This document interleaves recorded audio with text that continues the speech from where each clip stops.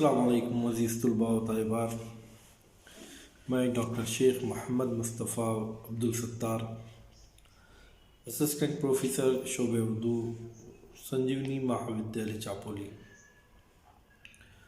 شعبہ اردو کی جانب سے میں آپ سبھی طلباء و طالبات کا B A, B S C, B com, FYSL کے پیپر نمبر 1 کے آج کے اس لیکچر میں آپ سبھی کا استقبال کرتا ہوں۔ عزیز طلباء و طالبات، ہم لوگ ہمارے نصاب میں شامل شاعری کی اصناف کا مطالعہ کر رہے تھے۔ اس سے پہلے کے لیکچر میں ہم لوگوں نے مرثیے کی تعریف کو دیکھا۔ مرثیہ دراصل شاعری کی وہ صنف ہے جس میں شاعر مرحوم کی، مرنے والے کی تعریف و توصیف اور تعصف کا اظہار کرتا ہے۔ عموماً مرثیے سے مراد شاعری کی وہ صنف جس میں واقعات کربلا کو منظوم طریقے سے بیان کیا جاتا ہے، اسے مرثیہ کہا جاتا ہے۔ جو آج کل اس طرح تصور کیا جاتا ہے کہ مرثیہ یعنی واقعات کربلا کا بیان، لیکن مرثیے کی بھی دو اقسام ہیں۔ ایک مرثیہ وہ جو واقعات کربلا پر منحصر ہو، دوسرا مرثیہ وہ جو شخصی یعنی شاعر کے اپنے وہ شخصیات جس سے اس کو لگاؤ تھا، محبت تھی، یا وہ جس سے محبت کرتا تھا، ان کے انتقال پر وہ مرثیہ لکھتا ہے، ان کی محبت کا اظہار کرتا ہے، یا ان کے چلے جانے کا دکھ و درد کا اظہار کرتا ہے اور انہیں خراج عقیدت پیش کرتا ہے۔ اس کو شخصی مرثیہ کہتے ہیں۔ شخصی مرثیہ لکھنے کا بھی رواج اردو شاعری میں رہا ہے۔ اردو شاعری کی روایت مرثیے میں بہت ہی مضبوط ہے۔ دیگر اصناف سخن کی طرح مرثیے کی ابتدا بھی ہندوستان میں بالخصوص اردو زبان میں دکن سے ہوئی ہے۔ ہم دیکھتے ہیں کہ بہت ساری اصناف کی ابتدا بھی جو ہے دکن میں ہوئی ہے۔ اردو کے پہلے مرثیہ نگار کے طور پر اشرف بیابانی کا نام آتا ہے۔ اس کے بعد قلی قطب شاہ، ملا وجہ جیسے دیگر اور شعراء نے دکن میں اس صنف کو بہت فروغ دیا۔ بعد ازاں یہ صنف جو ہے شمالی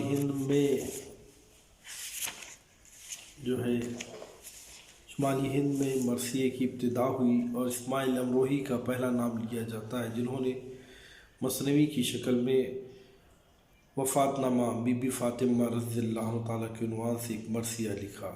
اسماعیل کے بعد آبرو، یکرم، حاتم، مسکین، حزین اور غمگین کے مرثیے ہمیں اپنی طرف متوجہ کرتے ہیں۔ بالخصوص فضلی کی کربل کتھا بھی اس دور سے تعلق رکھتی ہے۔ حالانکہ ایک نثری کتاب ہے، لیکن اس میں جا بجا ہمیں مرثیے نظر آتے ہیں، کئی مرثیے بھی اس میں شامل ہیں۔ شمالی ہند کے ان ابتدائی مرثیوں کا جب ہم مطالعہ کرتے ہیں تو ہمیں ان پر فارسی کا بہت ہی گہرا اثر نظر آتا ہے، اور ایسا تصور ہوتا ہے کہ اردو کے بجائے بگڑی ہوئی فارسی کے مرثیے ہیں۔ ان میں کھڑپن ہے، زبان و بیان کے لحاظ سے وہ سلیقہ اور فنی رچاؤ نظر نہیں آتا جو ہمیں دکن میں ملتا ہے۔ ان ابتدائی مرثیوں میں فنی شعور کی فقدان کی بڑی وجہ یہ تھی کہ یہ مرثیے کسی ادبی تقاضے کے بجائے ادبی تقاضے کو پورا کرنے کی غرض سے نہیں لکھے جاتے تھے، بلکہ مذہب کی رسمی و مجلسی ضرورت اور حصول ثواب کی نیت سے لکھے جاتے تھے۔ اس مذہبی عنصر نے مرثیوں کے ارد گرد عقیدت اور تقدس کا حالہ قائم کر دیا تھا۔ مرثیہ کو قدر کی نگاہوں سے دیکھا جاتا تھا۔ اس طرح شعراء کو عزت و شہرت حاصل کرنے کا ایک آسان سا ذریعہ مل گیا تھا۔ دوسری اصناف سخن میں شہرت نہ پانے والا شاعر جو ہے مرثیہ کہنے لگتا۔ اس طرح بگڑا ہوا شاعر مرثیہ گو کی مثل کا عملی مظاہرہ ہو رہا تھا۔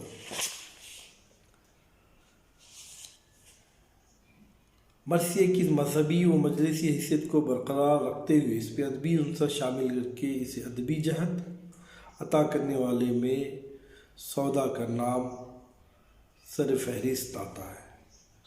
سودا نے مرثیے کو سب سے پہلے فنی و ادبی اقدار سے روشناس کرایا، یعنی ان لوگوں کے بعد جو اہم نام شمالی ہند میں مرثیہ نگاری کے میدان میں آتا ہے وہ سودا کا ہے، جنہوں نے ادبی و مذہبی و مجلسی حیثیت کو بھی برقرار رکھا اور اس میں جو ہے ادبی اقدار کو شامل کر کے مرثیے کو روشناس کرایا۔ انہوں نے مرثیے کو تقدس و عقیدت کے محدود دائرے سے نکال کر اسے علمی و ادبی حیثیت بخشی۔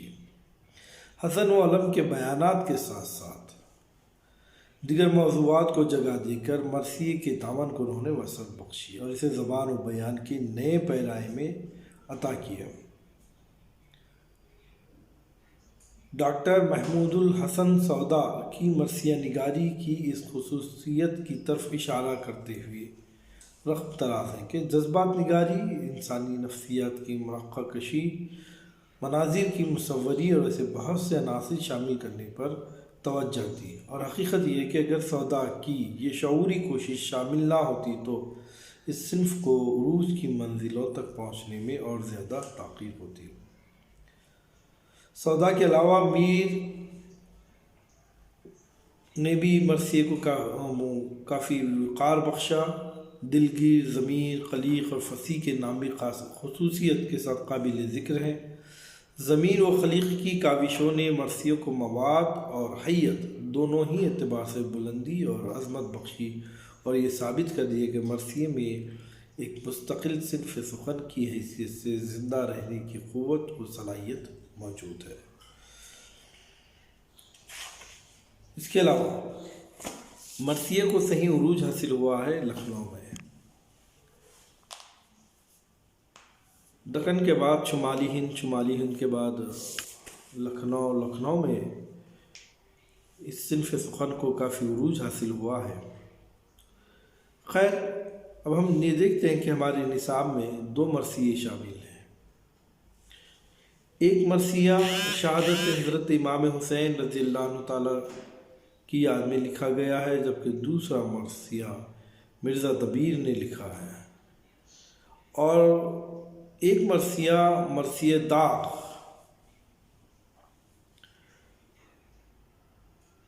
وہ علامہ اقبال نے لکھا ہے۔ داغ اقبال کے استاد تھے، شخصی مرثیہ یہ اقبال نے داغ کے انتقال پر اپنے غم کا اظہار کیا ہے، اور یہ خوبصورت سا مرثیہ انہوں نے ان کی یاد میں لکھ کر خراج عقیدت کو پیش کیا ہے۔ سب سے پہلے ہم جو مرثیہ پڑھیں گے انشاءاللہ تعالیٰ وہ شہادت حضرت امام حسین رضی اللہ تعالیٰ ہے۔ یہ جو مرثیہ ہے مرزا دبیر کا لکھا ہوا ہے۔ مرزا دبیر دراصل اردو زبان کے عظیم مرثیہ نگاروں میں شامل ہے، اور میر انیس کے ساتھ ان کا نام آتا ہے۔ یہ میر انیس کے ہم عصر شاعر ہیں، اور اصل میں یوں کہا جائے کہ ان دونوں شاعروں نے، میر انیس اور مرزا دبیر نے، اردو مرثیہ نگاری کو بہت بلندی پر پہنچایا تو غلط نہ ہوگا۔ مرزا دبیر 1803 میں دہلی میں پیدا ہوئے۔ 7 سال کی عمر میں اپنے والد مرزا غلام حسین کے ساتھ یہ لکھنؤ آئے۔ شاعری کا ذوق انہیں بچپن ہی سے تھا۔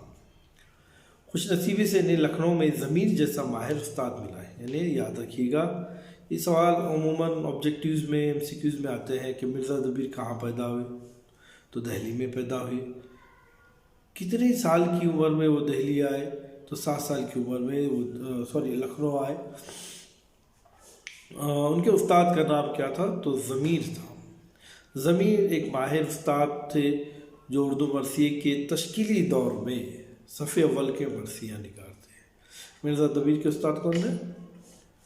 ضمیر تھے، اور یہ کس کے ہم اثر تھے؟ انیس کے۔ مرزا دبیر نے اپنے استاد کی بنائی ہوئی عمارت کو صرف قائم ہی نہیں رکھا، بلکہ بقول آزاد جو کچھ استاد سے پایا اسے بہت بلند اور روشن کر کے دکھایا، اور فن مرثیہ نگاری کو عظمت کی بلندیوں تک پہنچا دیا۔ دبیر کی اس عظمت کا اندازہ اس بات سے لگایا جا سکتا ہے کہ مرزا غالب جیسے عظیم شاعر نے مرزا دبیر کی ایک مرثیے کا ایک بند پڑھ کر یہ کہا کہ واقعی یہ حق مرزا دبیر کا ہے، دوسرا اس راہ میں قدم نہیں اٹھا سکتا۔ مرزا دبیر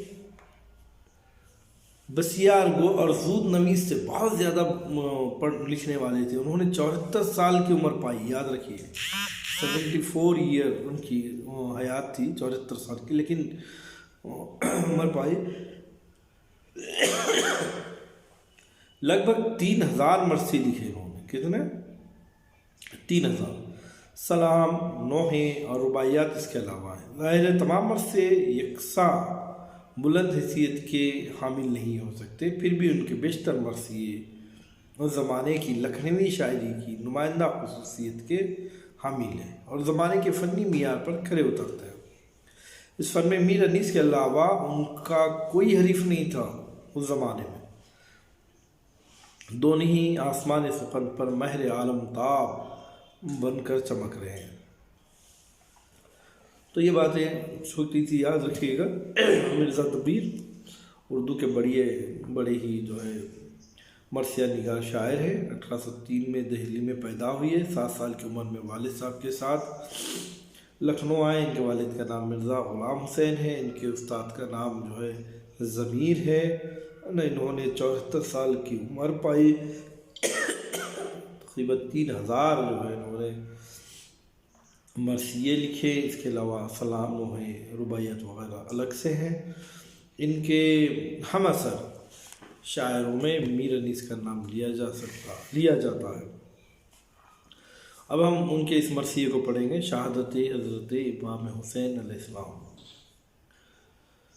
میں پڑھتا ہوں، آپ لوگ بغور مطالعہ کیجیے، سن لیجیے، اس کو سماعت کیجیے بغور۔ اس کے بعد ہم اس کی تشریحات پر آتے ہیں۔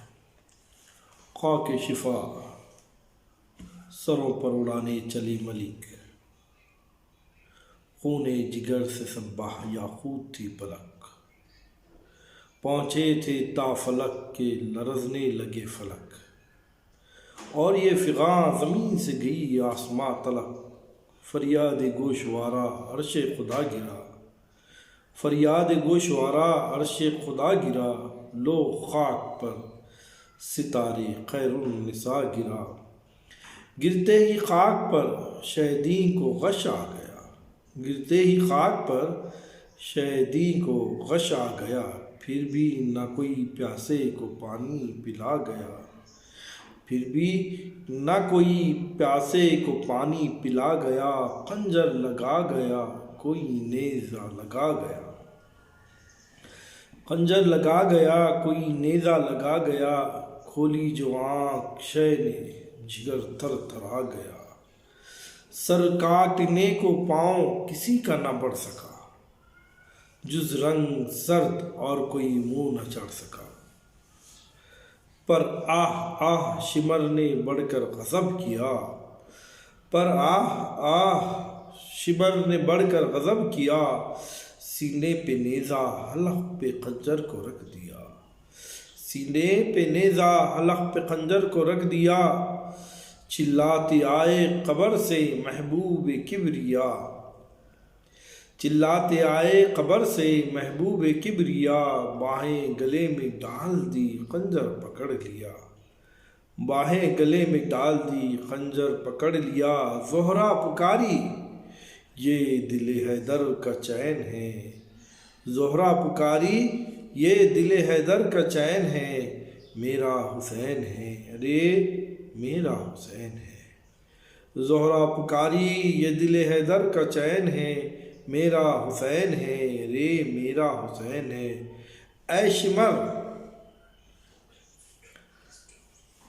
شمر وہ بدبخت انسان تھا جو یزید کی فوج میں تھا جس نے حضرت امام حسین رضی اللہ عنہ تعالیٰ کا سر مبارک تن سے جدا کیا تھا۔ اے شمر مصطفیٰ کی رسالت کا واسطہ، اے شمر مصطفیٰ کی رسالت کا واسطہ، اے شمر مرتضیٰ کی امامت کا واسطہ، اے شمر اہل بیت کی حرمت کا واسطہ، اے شمر کبریا کی عدالت کا واسطہ، صدقے نبی کی روح کا، حیدر کی گور کا،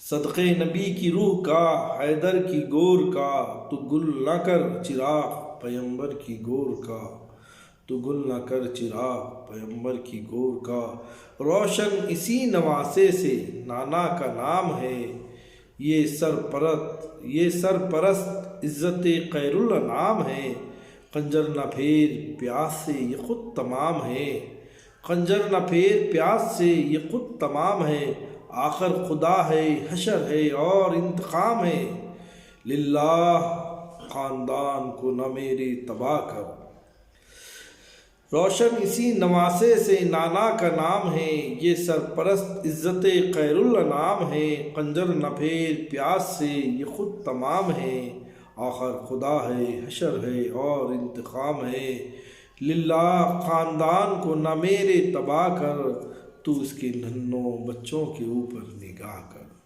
تو اس کے ننھے بچوں کے اوپر نگاہ کر، چلاتی در سے زینب مستربی، چلاتی در سے زینب مستربی اخاں، اماں تو آئیں میں بھی نکل آؤں ننگے پاں، بولی سکینہ روک لو میں خنجر، بولی سکینہ روک لو میں خنجر جفا، باخر پکارا روکے میں سو جان سے فدا، باخر پکارا روکے میں سو جان سے فدا، شاید یہ ہاتھ تھام لے معصوم جان کر، دادا تیرے گلے پہ گلا رکھ دوں آن کر، شاید یہ ہاتھ تھام لے معصوم جان کر، دادا تیرے گلے پہ گلا رکھ دوں آن کر، مڑ مڑ کے زیر تیغ یہ بولے شے امم، مڑ مڑ کے زیر تیغ یہ بولے شے امم، زینب تجھے غریبی شبیر کی قسم، زینب تجھے غریبی شبیر کی قسم، بٹھلا میرے یتیموں کو خیمے میں ایک دم، بٹھلا میرے یتیموں کو خیمے میں ایک دم، بڑھتا ہے دھیان محو جمال خدا ہیں ہم، بڑھتا ہے دھیان محو جمال خدا ہیں ہم، بچوں کو لے کے دیوڑی سے زینب تو ہٹ گئی، بچوں کو لے کے دیوڑی سے زینب تو ہٹ گئی، یہاں بوسے گا احمد مختار کٹ گئی، لو مومنو بپا ہوا محشر بکا کرو، لو مومنو بپا ہوا محشر بکا کرو، تن سے جدا ہوا سر سرور بقا کرو،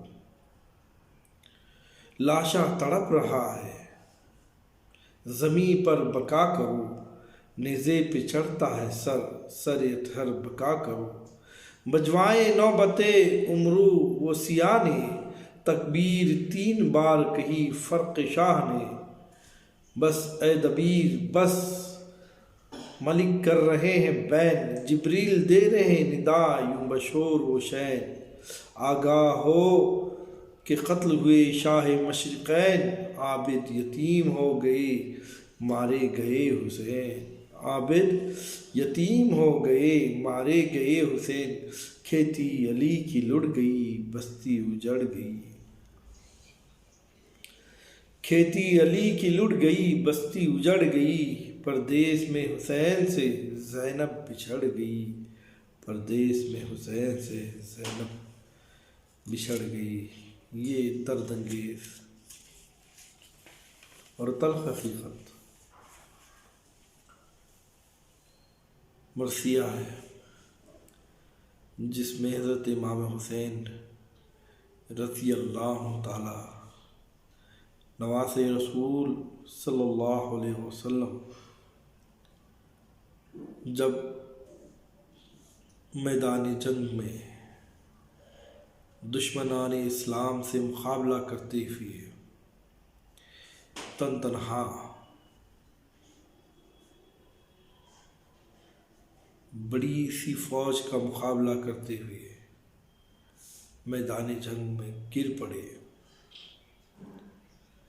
تو اس منظر کو شاعر یہاں پیش کر رہا ہے، پیش کرتے ہوئے کہتا ہے کہ خاک شفا یعنی کربلا کی شفا، خاک مٹی کو بولتے ہیں، مٹی اڑاتے ہوئے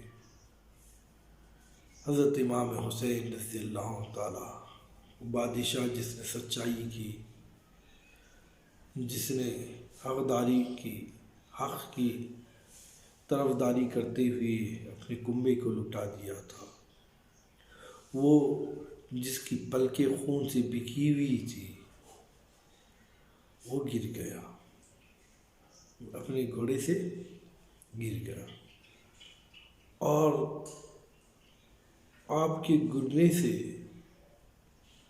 ایک آواز، ایک درد بھری کیفیت زمین سے آسمان تک قائم ہو گئی، اور یہ فضا زمین سے گئی آسمان تک۔ کیا؟